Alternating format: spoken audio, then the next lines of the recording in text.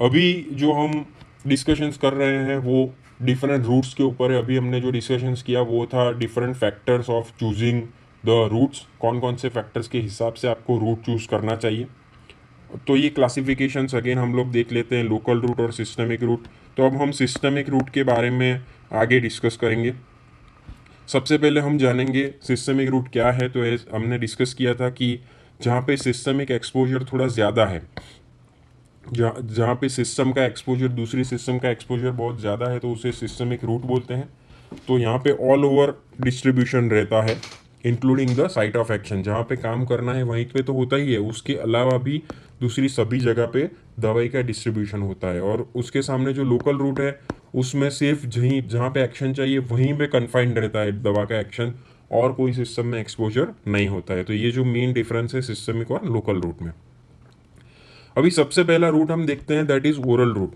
क्योंकि यह क्या है कि सिस्टमिक रूट में सबसे पहले आता है और ये मोस्ट कॉमन रूट है ड्रग एडमिनिस्ट्रेशन का। सबसे ज़्यादा दवाई ओरल रूट से ही दी जाती है। क्यों? उसके उसके एडवांटेजेस है। क्यों एडवांटेजेस है कि ये सबसे पहले तो सबसे सेफ है। ये सबसे सेफ है, इसमें किसी भी प्रकार का इंजेक्शंस डालने का, निडल डालना कुछ ज़रूरत नहीं होता है। ठीक है, कन्वीनियंट है, खुद ले सकते हैं, खुद दवाई ले सकते हैं, किसी दूसरे का ज़रूरत नहीं है अपने को। पेन फ्री है और non invasive and easy to take. जैसे इंजेक्शंस में आपको पेन भी होता है, या फिर कोई कुछ बार इंजेक्शंस आप कुछ खुद से नहीं ले सकते हैं, आपको कोई स्किल आदमी रखना पड़ता है, नर्सिंग पैरामेडिकल स्टाफ रखना पड़ता है, तो वो लोग ही दे सकते हैं। यहाँ पे कुछ ऐसा ज़रूरत नहीं पड़ता है। सो इसीलिए काफ़ी इकोनॉमिक रहता है, चीप रहता है दूसरे सब पेरेंटल रूट से। और यहाँ पे स्टरीलाइजेशंस का भी कोई दिक्कत नहीं है। सिर्फ पैकेट में से दवा लिया और आपको आपने ले लिया। वहाँ पे इंजेक्शंस होता है तो आपको स्टरीलाइजेशंस का भी ध्यान रखना पड़ता है, जिस साइट पे देना है उसको भी आपको स्टराइल करना पड़ता है स्पिरिट से। तो ये सब चीज़ों का यहाँ पे कोई दिक्कत नहीं रहता। तो इसीलिए सेफ, इफ़ेक्टिव, कन्वीनियंट ये रूट है। सबसे ज़्यादा लोग और पेशेंट्स वही प्रीफर करते हैं। कई बार डॉक्टर को पेशेंट्स कहते हैं कि नहीं साहब इंजेक्शन नहीं चाहिए, आप दवाई दे दो। क्यों? Because it's very safe and effective, convenient. लेकिन डिसएडवांटेज क्या है ओरल रूट के? ओरल रूट के डिसएडवांटेजेस भी है। क्या है कि सबसे पहले एक्शन इसका जो है बहुत धीरे धीरे आता है। जैसे फॉर एन एग्जांपल फीवर है, तो फीवर है तो अगर आपने इंजेक्शन ले लिया तो इंजेक्शंस का बहुत क्विकली 5 मिनट में 10 मिनट में एक्शन आ जाएगा, पेशेंट का फीवर कम हो जाएगा, पेशेंट को अच्छा लगने लगेगा। अगर दवाई ली तो उसका एक्शन आते आते 45 मिनट्स होगा। क्यों? क्योंकि दवाई अपने लिए है, टैबलेट ली है, वो स्टमक में जाएगा, वहाँ से फर्स्ट पास मेटाबॉलिज्म होगा, उसके बाद सिस्टमिक सर्कुलेशन में जाएगा, और उसके बाद जहाँ पे उसको काम करना है, फॉर एग्जांपल फीवर कम के लिए हाइपोथैलेमस में जाना है, तो वहाँ पे जाके फिर वो फीवर कम करेगा। तो बहुत टाइम कंज्यूमिंग है। तो इसीलिए इमरजेंसी में ये नहीं यूज़ हो सकता। ठीक है ना? लॉजिकल चीज़ है। इमरजेंसी में पेशेंट आया हुआ है, इमरजेंसी में पेशेंट पेशेंट का ग्लूकोज बहुत कम हो गया है, तो अब आप उसको बोलोगे कि भाई ओरल टैबलेट ग्लूकोज का ले ले, तो उसका इफेक्ट ज़्यादा नहीं आएगा। उस टाइम पे उसको इंजेक्टेबल ड्रिप शुरू शुरू कर देंगे ग्लूकोज वाला, तो उससे क्या है कि उससे ग्लूकोज फटाफट बढ़ने लगेगा। सो इमरजेंसी में ये इसका यूज़ ज़्यादा नहीं होता है। फिर जो दूसरी चीज़ है कि इरिटेबल और अनपैलेटेबल ड्रग, कुछ जो दवाइयाँ होती है वो बहुत ही कड़वी होती है, अनपैलेटेबल होती है। उससे क्या होता है कि पेशेंट को दवाई का पैकेट खोलते ही बहुत नॉसिएटिंग फीलिंग आ जाती है, वॉमिटिंग हो जाती है। तो ये एक दिक्कत रहती है। जैसे for an example anti malarial दवाइयाँ, एंटी मलेरियल जो मलेरिया को ट्रीट करने के लिए दवाइयाँ होती है, वो बहुत ही कड़वी होती है। तो उससे क्या होता है कि ओरल पैलेटेबिलिटी बहुत डिफ़िकल्ट होता है, पेशेंट को बहुत बीटर लगती है, और इसीलिए वॉमिटिंग भी हो जाता है। एक एग्जांपल है क्लोरामफेनिकोल, ये एंटी माइक्रोबियल दवाई है, इसमें भी वही इश्यू था। ठीक है, सो ये एक इश्यू रहता है ओरल रूट में। दूसरा है कि cannot be use in uncooperative vomiting and unconscious patient. सीधी बात है कि अगर पेशेंट कोई अनकॉन्शियस सिचुएशन में है तो उसको तो अपना कमांड ही नहीं मानेगा, तो ओरली कैसे टैबलेट लेगा? तो उस टाइप के पेशेंट्स में, या फिर कोई पेशेंट है उसको ट्रिमेंडस वॉमिटिंग हो रही है, ऑलरेडी उसका स्टमक और इंटेस्टाइन इन्फ्लेम्ड हो चुका है, तो वहाँ से दवाई अब्जॉर्ब ही नहीं होगा, तो ओरल रूट वहाँ पे कोई काम नहीं करेगा। तो उस टाइम पे आपको parenteral, it means apart from oral, so apart from oral दूसरे एंटरल रूट का आपको इस्तेमाल, अपार्ट फ्रॉम एंटरल दूसरे रूट्स का इस्तेमाल करना पड़ेगा। Some drugs destroyed by first pass metabolism, तो जैसे हमने बात किया फर्स्ट पास मेटाबॉलिज्म मीन्स कि जो ड्रग अब्जॉर्व होता है उसमें से काफ़ी सारी ड्रग्स का इनिशियल मेटाबॉलिज्म लीवर में या पोर्टल सर्कुलेशन या गट में हो जाता है, जिससे कम दवाई पहुंचती है साइट ऑफ एक्शंस में या सिस्टमिक सर्कुलेशंस में, तो जिसे बोलते हैं हम फर्स्ट पास इफेक्ट। तो इस टाइप का फर्स्ट पास इफेक्ट रहता है इश्यू ये ओरल रूट में। और कई कबार क्या होता है कि कुछ दवाइयाँ डाइजेस्टिव जूसिस में और लीवर में काफ़ी मेटाबोलाइज भी हो जाती हैं, तो ये एक ओरल रूट में दिक्कत रहता है। वेरिएबल अब्जॉर्प्शंस, ओरल रूट में क्या होता है कि दवाई का सेम अब्जॉर्प्शंस नहीं रहता है, कुछ दवाई फास्ट अब्जॉर्ब होती है, कुछ स्लो अब्जॉर्ब होती है, तो इसीलिए वेरिएबल ड्रग अब्जॉर्प्शन रहता है। आप हर बार 100% रेट पे अब्जॉर्ब नहीं होता है, सो हर एक में वेरिएबल अब्जॉर्प्शंस रहता है। प्लस फूड स्टमक में होता है, लाइक सभी की स्टमक कंडीशंस डिफरेंट होती, तो इसी ये भी फैक्टर अफेक्ट करता है कि अब्जॉर्प्शन रेट वेरी करेगा। जैसे हमने डिस्कस किया, फूड ड्रग इंटरेक्शंस होगा, ड्रग ड्रग इंटरेक्शंस होगा, ये सब चांसेस ओरल रूट में बढ़ जाते हैं, क्योंकि आपने दूसरी भी दवाई ली होती है, कोई दूसरा फूड खाया होता है, तो उसके साथ इंटरेक्शंस का ये सब चांसेस बढ़ जाता है। अगर आप इसके सामने पेरेंटल रूट या डायरेक्ट इंट्रावीनस रूट लो इंजेक्शंस, तो उसमें ये सब कोई दिक्कत नहीं होता है, ठीक है। सो ये कुछ डिसएडवांटेजेस हैं ओरल रूट के और एडवांटेजेस है ओरल रूट के, आपको याद रखना ज़रूरी है। तो डोजेज फॉर्म्स है, प्रैक्टिकल में इसके बारे में हम डिटेल में जानेंगे, लेकिन फिर भी आपको सुपरफिशियली जानना ज़रूरी है कि अलग अलग डोजेज फॉर्म्स होते हैं या फॉर्मुलेशंस। फॉर्मुलेशंस मीन्स अलग अलग फार्मास्यूटिकल फॉर्म्स बनाए जाते हैं एक ही दवा के। फॉर एन एग्जांपल पैरासीटामोल है, तो पैरासीटामोल का एक टैबलेट भी बनाया जाता है, पैरासीटामोल का एक सिरप भी बनाया जाता है, पैरासीटामोल का इंजेक्शंस भी बनाया जाता है, ठीक है। तो डिपेंडिंग अपॉन द सिचुएशंस आप अलग अलग फॉर्मुलेशंस का यूज़ कर सकते हैं। तो इन तीनों को उसके फॉर्मुलेशंस कहते हैं। पैरासीटामोल को जेनरिक नेम कहते हैं, ये तीन उसके फॉर्मुलेशंस हो गए। तो सिचुएशंस के हिसाब से आपको चूज़ करना है। जैसे छोटा बच्चा है तो आप अगर यहाँ पे पैरासीटामोल का सिरप यूज़ करेंगे, एडल्ट है, कॉन्शियस है, ज़्यादा दिक्कत नहीं है, तो टैबलेट चूज़ करेंगे। अगर पेशेंट्स ओरली नहीं ले सकता है, इमरजेंसी में उसको ट्रीटमेंट चाहिए, तो आप इंजेक्शंस पैरासीटामोल का देंगे। सो ये सब अलग अलग फॉर्म्स होते हैं।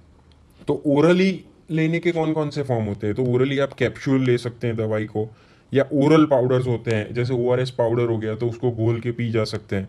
टैबलेट्स ले सकते हैं ओरली। स्पेंशुल से जो होता है, स्पेंशुल्स क्या होता है कि कैप्सूल का लॉन्गर टाइम वर्जन होता है। मीन्स कि ये जो कैप्सूल होता है, फॉर एन एग्जांपल एक कैप्सूल का इफेक्ट 10 घंटे रहता है, तो ये स्पेंशुल्स है उसका इफेक्ट उससे डबल रहता है।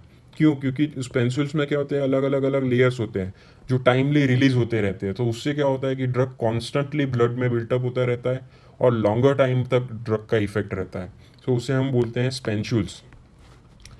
सिरप के फॉर्म में भी दवाई ले सकते हैं। इमल्शंस जो आते हैं उसमें सस्पेंशंस, एलिक्सर्स, ये सब लिक्विड फॉर्मुलेशंस आते हैं। सो लिक्विड बॉटल्स आती हैं, तो उसको भी आप ओरली ले सकते हैं। ये कुछ एग्जांपल्स है, tablet, gelatin capsule, soft gelatin capsule, स्पेंशुल्स।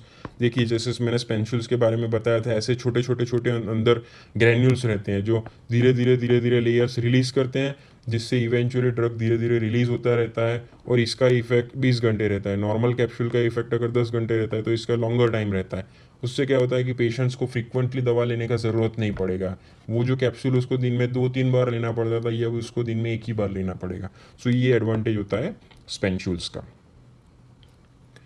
दूसरा फॉर्म होता है और दूसरा रूट जो है, दैट इज सबलिंगुअल और बकल रूट। सो रूट में हमने फर्स्ट रूट खत्म किया, that is oral route. Now we are into sublingual और बकल रूट।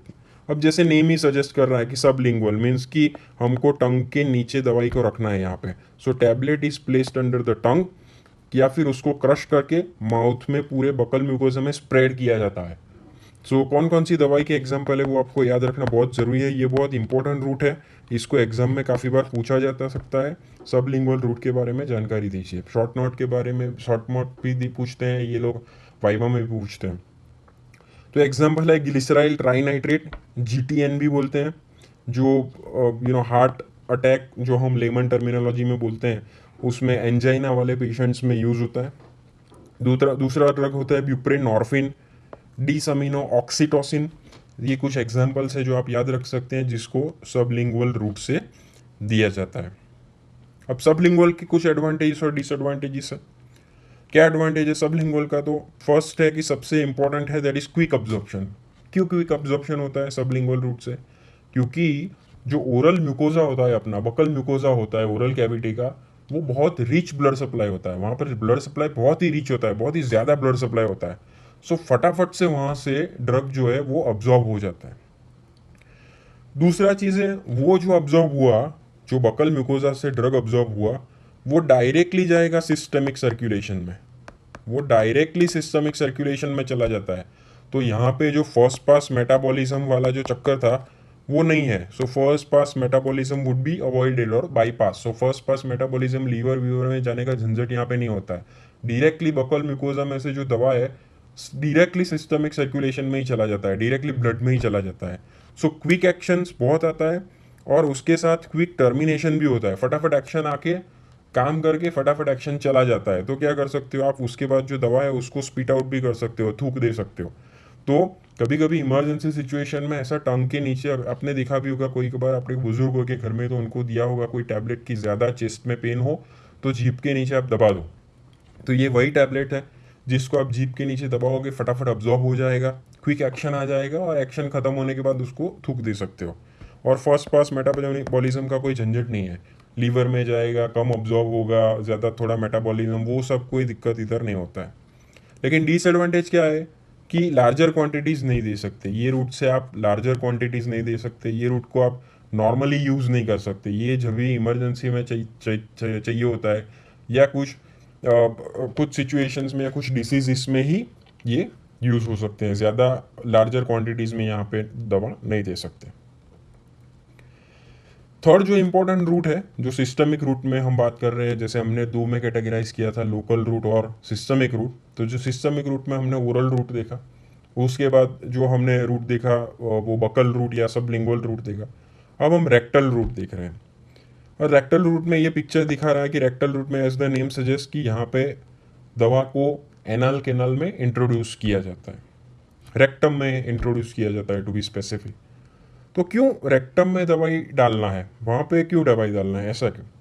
वहाँ पे भी सेम लॉजिक है कि वहाँ पे भी जो ब्लड सप्लाई होता है वो बहुत ज़्यादा होता है, रिच ब्लड सप्लाई होता है, और वहाँ से भी जो दवा है फटाफट क्विकली अब्जॉर्ब हो जाता है और काफ़ी तर फर्स्ट पास मेटाबॉलिज्म को वो बाईपास कर देता है। 100% बाईपास तो नहीं करेगा, लेकिन काफ़ी हद तक फर्स्ट पास मेटाबॉलिज्म बाईपास होगा और क्विक एक्शन प्रोड्यूस होगा। तो इसीलिए कभी कभार हम ये रेक्टल रूट भी यूज़ करते हैं। सो यहाँ पे जो रेक्टल रूट से दवाई दी जाती है उसको देने के लिए भी एक स्पेसिफिक फॉर्मुलेशन बनाया जाता है जिसे बोलते हैं हम सपोजिटरी। तो ऐसा सपोजिटरी ऐसा कैप्सूल शेप का एक वैक्सी सब्सटेंस होता है जो एनल कैनाल में डाल देते हैं। पेशेंट अपने आप से भी डाल सकता है। उसको क्या होता है, वो अंदर ही डिजोल्व हो जाता है, अंदर लिक्विफाई हो जाता है रेक्टम के अंदर, और वहाँ से ड्रग रिलीज होता है। और ड्रग वहाँ से जो वेन्स होते हैं, एक्सटर्नल हेमरोइडल वेन्स और इंटरनल हेमरोइडल वेन्स, वहाँ से अब्जॉर्ब हो जाता है और वहाँ से चला जाता है सिस्टमिक सर्कुलेशन में। ठीक है, जो एक्सटर्नल हेमरोइडल वेन्स में से वो डायरेक्टली ही चला जाएगा। इंटरनल हेमरोइडल वेन वाला थोड़ा बहुत लीवर में जाके थोड़ा बहुत फर्स्ट पास मेटाबॉलिज्म करेगा, लेकिन एक्सटर्नल हेमरोइडल वाला तो बाईपास कर देगा लीवर को और डायरेक्टली सिस्टमिक सर्कुलेशन में चला जाएगा। सो अगेन इससे भी एडवांटेज है कि क्विक एक्शन आएगा, फटाफट एक्शन आएगा। तो आपको एग्जाम्पल्स याद रखने की कौन कौन सी दवाई इससे दी जाती है। एग्जाम्पल से डायजेपम, जो कन्वर्जेंस होता है बच्चों में या बड़ों में, कई बार जो कन्वर्जेंस होता है जिसको खैंच की समस्या भी बोलते हैं, तो इसमें हम ये रेक्टल रूट का इस्तेमाल करते हैं।